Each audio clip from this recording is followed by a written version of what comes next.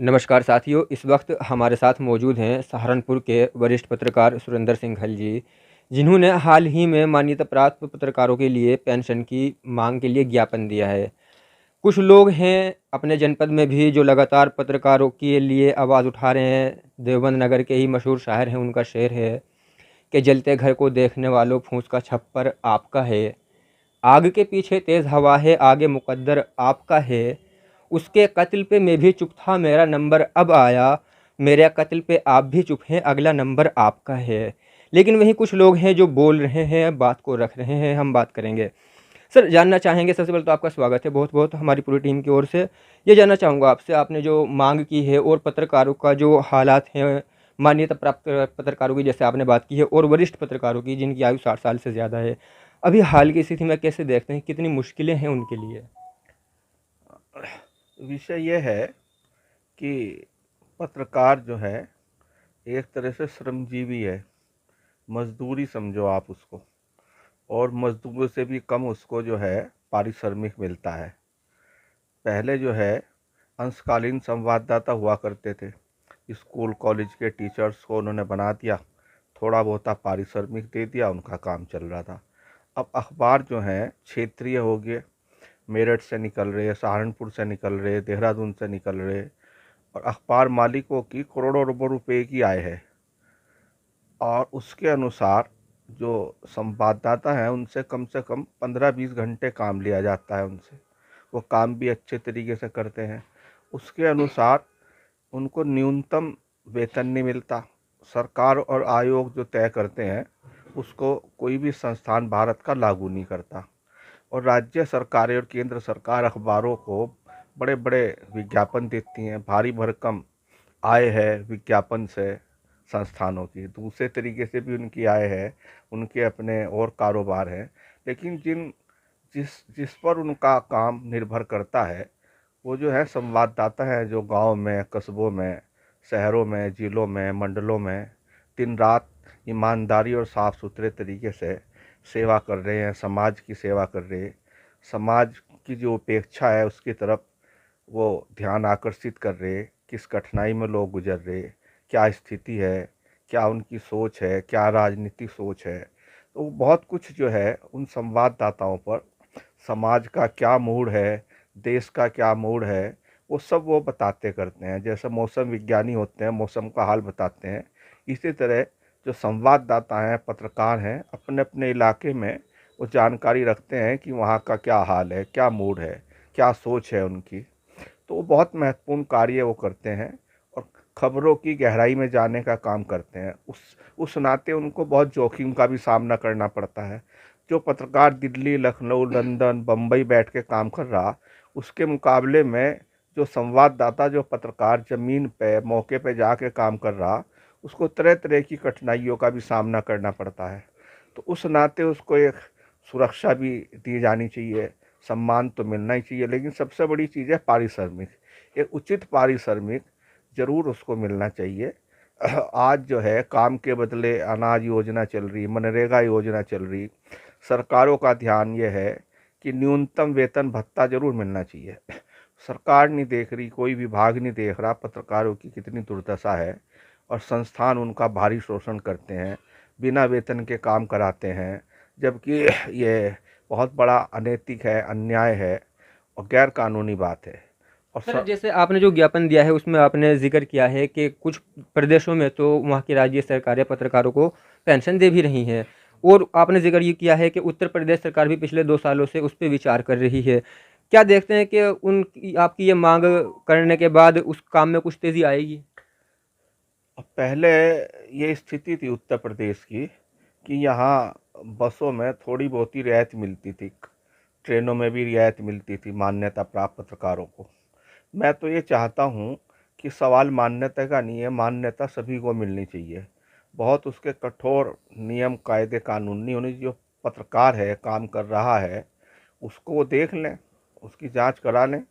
जांच कराने के बाद उनको सबको मान्यता दे, चाहे वो गाँव में हो, चाहे तहसील पे हो, चाहे कस्बे में हो, चाहे ज़िले में हो। उसका कोई आप उनके बीच अंतर मत करें, कोई अंतर नहीं होना चाहिए। अभी मैं आपको बता रहा कि मैं दिल्ली गया, मान्यता प्राप्त संवाददाता हूँ, यूपी भवन में मैं ठहरा। उन्होंने कहा कि जी अगर आप लखनऊ के होते तो आपके 700 रुपये लगते या 500 रुपये लगते, आपके 1500 रुपये लगेंगे। मैंने कहा भाई मैं पत्रकार हूँ, मान्यता प्राप्त हूँ, उत्तर प्रदेश सरकार से हूँ, तो मेरे से 1500 रुपये लिए। तो एक ही राज्य में एक ही सरकार के एक ही मापदंड जो है अनुचित है। बहुत ही मुझे पता नहीं था, मुझे घोर कष्ट हुआ इस बात का। तो सरकारें जो हैं भेदभाव करती हैं पत्रकारों के बीच में, जबकि कोई भेदभाव का कोई कारण नहीं होना चाहिए। सभी पत्रकारों को एक ही दृष्टि से देखना चाहिए, एक सी सुविधाएं मिलनी चाहिए और सभी को मिलनी चाहिए बिना किसी भेदभाव के, और उनके बीच में किसी तरह का आप अतिक्रमण मत करें। जहाँ तक बात सुविधाओं की है, राजस्थान सरकार है, मध्य प्रदेश सरकार है, हमारा पड़ोसी राज्य हरियाणा है, वहाँ 11,000 रुपये महीना वरिष्ठ पत्रकारों को जिनकी आयु 60 साल हो चुकी और वो मान्यता प्राप्त है उनको दिए जाते हैं। अभी वहाँ के पत्रकारों के संगठन ने मुख्य जो निदेशक हैं सूचना के, चीफ सेक्रेटरी हैं, उनसे मुलाकात करके उसको बढ़ाने की मांग की। कहा कि जैसे महंगाई भत्ता बढ़ता है, दूसरों की पेंशन बढ़ती है, इजाफा होता है हर साल, उसी तरह का इजाफा और वृद्धि पत्रकारों की पेंशन में भी होनी चाहिए। इस बात को सरकार ने हरियाणा की सरकार ने स्वीकार किया, यानी कि वहाँ की जो पेंशन है वो बढ़ जाएगी। जहाँ तक उत्तर प्रदेश का संबंध है, उत्तर प्रदेश में पिछले 1.5-2 साल से इस तरह की कोशिश की जा रही कि पत्रकारों को जो 60 साल से ऊपर के हैं उनको पेंशन दी जाए। फार्म भी भरवा लिए गए लेकिन कुछ नहीं हो रहा। बार बार जो है लखनऊ से बार बार फार्म दोबारा भेजो, फिर भेजो, फिर भेजो, पुनरावृत्ति, यानी कि समय को टाल करना नहीं चाहते, दृढ़ इच्छा शक्ति नहीं है। और इसी तरह आयुष्मान कार्ड, जब आप सभी लोगों को, गरीब गुरबाओं को आयुष्मान कार्ड दे रहे, स्वास्थ्य का सुविधा दे रहे, तो पत्रकारों को क्यों नहीं दे रहे? तो पत्रकारों को लेकर सरकारों में कोई संवेदनशीलता नहीं है और कोई उनको प्रोत्साहन नहीं देना चाहते, कोई सुरक्षा नहीं देना चाहते, कोई आर्थिक सहायता नहीं देना चाहते, वो ऐसी सुविधाएं भी नहीं उनको देना चाहते जो एक नागरिक को देना सरकारों की बुनियादी जिम्मेदारी है, उनका कर्तव्य बनता है। और पत्रकारों को एक नागरिक के तौर पर ट्रीट किया जाना चाहिए, कोई अलग समाज नहीं है, वो भी समाज का एक हिस्सा है। तो अभी 2 दिन पहले सहारनपुर में उत्तर प्रदेश के मुख्य सचिव दुर्गा शंकर मिश्र आए थे, तो मैंने उनको पत्र भी दिया और उनसे व्यक्तिगत रूप से बातचीत भी की। कहा कि आप जो हैं एक अच्छे चीफ सेक्रेटरी हैं, संवेदनशील हैं और आध्यात्मिक आपकी सोच है, और आपको केंद्र में भी जब आप थे वहाँ भी बहुत अच्छा काम रहा। अब आप उत्तर प्रदेश में सबसे बड़े पद पर हैं नौकरशाही के, आपकी जिम्मेदारी बनती है कि उत्तर प्रदेश में मीडिया का एक महत्वपूर्ण रोल है, तो सभी पत्रकारों के आयुष्मान कार्ड बनवाए जाएं। उनको 5 लाख का प्रत्येक पत्रकार उनके परिवार के सदस्यों को कवर किया जाए। उनको जो भी अगर कोई तकलीफ़ है, दुख है, तो उनका फ्री इलाज किया जाए। और दूसरे मासिक पेंशन 10,000, 11,000, 15,000 जो भी राज्य सरकार चाहे वो देने का काम करे।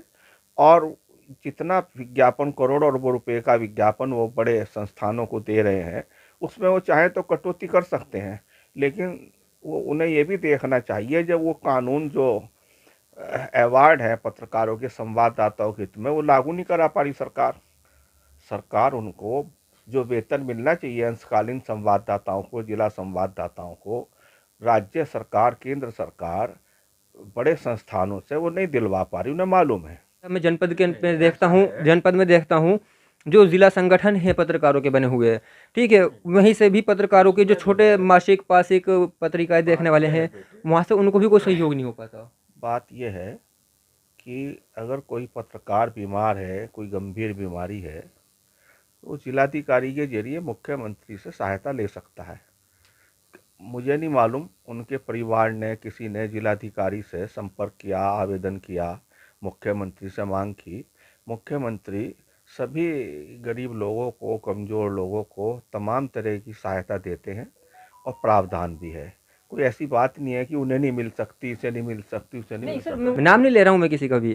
ठीक है, मैं बता वो रहा हूँ एकदम जो धरने की बात पे पत्रकारों आते के हैं। संगठन है वो टाइम पास करते हैं, उनका कोई मकसद नहीं, उनसे कोई हल नहीं किसी, वो अपनी चौधराहट करते हैं, राजनीतिक मकसद है, अपने खुद के उनके स्वार्थ होते हैं, उसकी पूर्ति करते हैं। मैं किसी भी संगठन को भारत के पत्रकारों के ना पसंद करता, ना उसमें हूँ, ना उसका मेंबर बनना।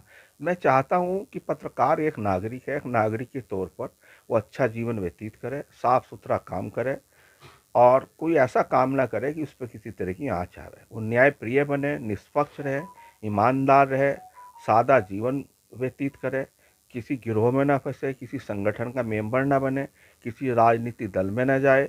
वो अपना काम पाक साफ तरीके से पत्रकारिता का जो सच्ची सूचनाएं हैं उनको देने का काम करे।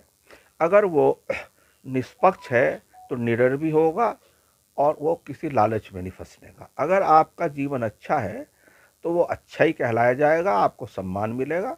आप अपने को ना कमज़ोर समझें, ना असहाय समझें और ना किसी की सहायता के मोहताज बने कि फला व्यक्ति करेगा, पड़ोसी करेगा, कोई नहीं करने का। आप अपनी सहायता स्वयं करें। मैंने बात आपको बताई, जो नियम कायदे कानून है, अगर कोई भी गरीब परिवार है, असहाय परिवार है, कोई भी शासन सत्ता उसका सहयोग करती है, आर्थिक मदद करती है, चाहे वो पत्रकार हो चाहे ना हो। अगर कोई भी व्यक्ति जिलाधिकारी के पास जाएगा, जिलाधिकारी का मतलब है वो मुख्यमंत्री का प्रतिनिधि है जिले में, तो वो आप जाएं उनके पास, उनको अपनी समस्याएं बताएं, उनका परिवार जाए, कोई भी जाए, पड़ोसी जाए, कोई भी जाए, अगर जिलाधिकारी को वो बताएंगे कि साहब ये व्यक्ति हैं, इनकी स्थिति ऐसी है, गंभीर बीमारी है और मुख्यमंत्री से सहायता की ज़रूरत है, जिलाधिकारी अपने स्तर से भी सहायता करा सकता है और वो ज़िले में सीएमओ को बोल सकता है कि भाई इनको निःशुल्क दवा मिले, निःशुल्क इलाज हो और एम्बुलेंस की निःशुल्क सेवाएं मिलें। कहीं भी उच्च स्तर पर मैक्स में भेजा जाए, एम्स में भेजा जाए। ऐसा नहीं है, मैं नहीं मानता इस बात को चलिए कि सर, आखिर में बस एक सवाल मैं और लूँगा। आज सारी बात होती है, आपने बात जो रखी है पत्रकारों की बात मैं कर रहा हूँ। एक बात आती है पत्रकारों के उत्पीड़न की। ठीक है, उस पे भी आज जो है मतलब कोई खबरें ज़्यादा नज़र नहीं आती, जबकि पत्रकारों का उत्पीड़न पूर्व के समय में, और जैसे आप वरिष्ठ हैं, आपने बहुत लंबे समय से काम किया है पत्रकारिता की फील्ड में, आज जैसे थोड़ा ज़माना चेंज हुआ है, हम अगर सोशल मीडिया निष्पक्षता का से दौर काम आया कर है, रहे, तो हम कितनी साफ चुनौतियाँ सुथरे मांगते हैं हैं, पत्रकारों हमारी के लिए? नीयत साफ सुथरी है, कोई उत्पीड़न नहीं होने का, कोई क्यों उत्पीड़न करेगा। सबको पता है कि ये काम कर रहे हैं, पत्रकार हैं, इन्हें जानकारी लेनी है, जानकारी देनी है। आप किसी का मोहरा बन के ना काम करें।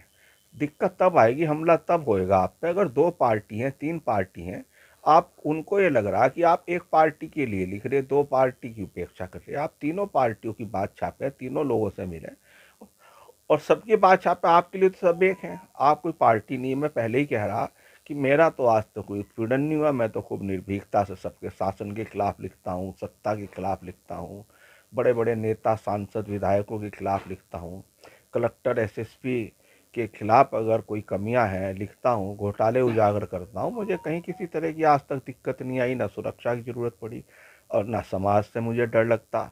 समाज में भी सम्मान है। ये व्यक्ति के ऊपर निर्भर करता है और सब लोगों का कहीं उत्पीड़न नहीं हो रहा। इक्का दुक्का अगर घटनाएं हैं उसे अपने मन से निकाल देनी चाहिए, प्रोटेक्शन मिलेगा, सुरक्षा मिलेगी, व्यवस्था है, कानून का राज है, आप वहाँ जाइएगा, आपको पूरी सुरक्षा मिलेगी। और जहाँ तक बात संगठनों की है, संगठनों की बात आप छोड़ दीजिएगा, वो कर रहे नहीं कर रहे। यहाँ अनेक समस्याएं आई। मैं अटल बिहारी वाजपेयी जी से मिला, लाल कृष्ण आडवाणी जी से मिला, प्रोफेसर मधु दंडवती से मिला। मैंने लोकसभा, राज्यसभा में उन समस्याओं को पत्रकारों की उठवाया। गृह मंत्री सरदार बूटा सिंह थे, उत्तर प्रदेश में वीर बहादुर सिंह थे चीफ मिनिस्टर, पत्रकारों पर रासुका लगा दी, कुछ लगा दी, राकेश गोयल, राकेश गर्ग हटवाई मैंने। और पत्रकारों को भी अच्छा आचरण करना चाहिए। मैं फिर कह रहा, पत्रकारों को ना तो सांप्रदायिकता फैलानी चाहिए और ना दंगे फसाद में हिस्सा लेना चाहिए और ना ऐसी खबरें छापनी चाहिए भड़काऊ कि समाज में किसी तरह की विद्वेष फैले, घृणा फैले, लड़ाई झगड़ा पैदा हो और ये शासन प्रशासन के सामने कोई बड़ी चुनौती खड़ी हो। ऐसा काम हमें करना ही नहीं चाहिए।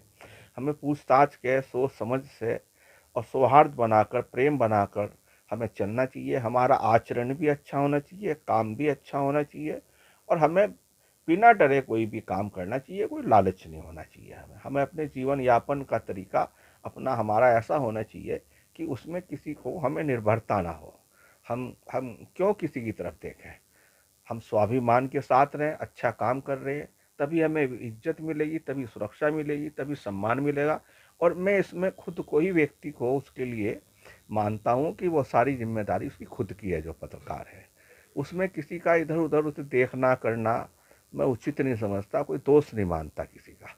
कोई दिक्कत नहीं आने की, अगर आप साहब बहुत इज्जत मिलेगी, आपको सम्मान मिलेगा, लोग पसंद करते हैं। लाखों करोड़ों लोग हैं जो पत्रकारों को अच्छे अच्छे से सम्मान देते हैं, कहीं भी बड़े से बड़े लोग पूछते हैं, बैठाते हैं, ऐसा नहीं है चलिए उन्हें। सर, बहुत बहुत शुक्रिया अपनी बात रखने। आखिर में जो जैसे हम जैसे जूनियर पत्रकार हैं और आप वरिष्ठ जो एक मतलब तजुर्बा है ज़िंदगी का, क्या संदेश हमारे लिए है?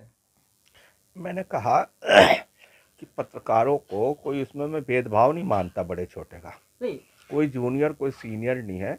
जो बड़े उससे कोई फर्क सर नहीं सर किसी ने कहा है कि ये अलग बात के खामोश खड़े रहते हैं, फिर भी जो लोग बड़े हैं वो बड़े रहते हैं। जो बड़े पत्रकार हैं वो भी छोटे पत्रकारों की खबरों पे ही बड़ी खबरें बनाते हैं। और निचले लेवल पर पत्रकार ज़्यादा सक्रिय है, ज़्यादा महत्व है उसका। बड़े ऊंचे स्तर पर उसका उतना महत्व नहीं है खबर से, जहाँ तक खबर का ताल्लुक है। खबरें जो हैं जितनी हम नज़दीक से देखते हैं वो नहीं देखते। वो विचार बनाते हैं, संपादकीय लिखते हैं, वो बड़ी खबर लिखेंगे, लेकिन आप खबरों में आप ही बुनियाद बनेंगे उनकी। हमारी सूचनाएं जो हैं उन्हीं पर उनका काम धंधा आधारित है। हमें अपने को महत्वपूर्ण मानना चाहिए, हमारी सूचनाएं साफ सुथरी होनी चाहिए, कच्चा पक्का काम नहीं करना चाहिए कोई। आप टाइम लेवें, देर लगावें, प्रामाणिकता बहुत ज़रूरी है खबरों के लिए, सच्चाई बहुत ज़रूरी है। चलिए सर, बहुत बहुत शुक्रिया। ये थे हमारे साथ सहारा जनपद सहारनपुर के वरिष्ठ पत्रकार सुरेंद्र साहब। इनके कमरे में मैंने देखा बहुत सारा, मैं अपने कैमरा सहयोगी से कहूँगा कि मेरे जो यहाँ आके याद आया, एक बहुत उर्दू के बड़े शायर हैं, उनका शेर है कि तुमको मेरे कमरे के सजाने की तमन्ना है, मेरे कमरे में किताबों के सिवा कुछ भी नहीं। मैं अपने कैमरामैन सहयोगी के साथ दीन रज़ा देवबंद।